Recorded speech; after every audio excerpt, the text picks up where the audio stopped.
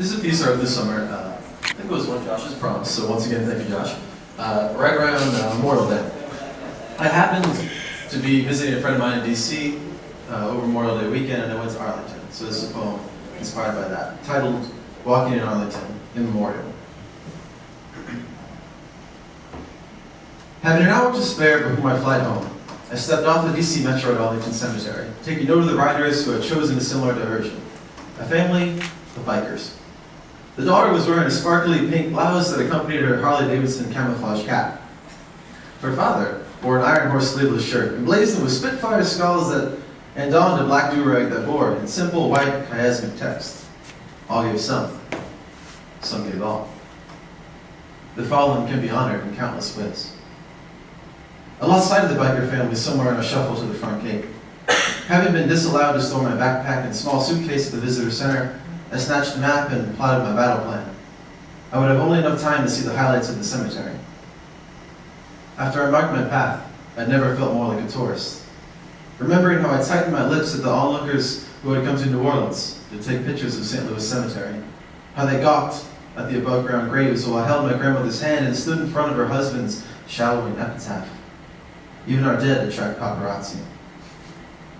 I threw my suitcase up on my shoulder and adventured toward the eternal flame, meeting the Kennedys by way of a rose-paved Roosevelt. My fellow travelers, speaking in strange tongues, had come from far-flung foreign lands to meet the royal American family of sons who had been forced 6 feet beneath headstones too young. Each of their scrapbook photos will be worth only 1,000 words, but stone-etched wisdom reminds them to not ask for more. As I trudged on in the beating sun, my eyes shot out at the battalion of attractive, well-dressed women my age scouring the grounds from behind.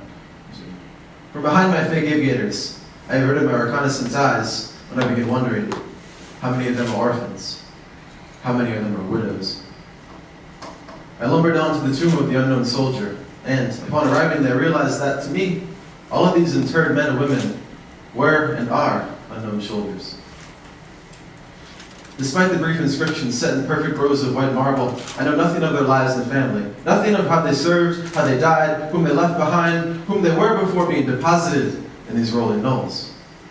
Maybe their children will think it's enough that their parents, their absent parents, are known but to God. Checking my watch, I scrambled downhill and back toward the metro on a paved pedestrian pathway, sweating and tiring beneath the weight of my luggage. I tightened the straps in my backpack and switched hands gripping my suitcase, knowing that my burden may never be as great as the things they carry. Thank you.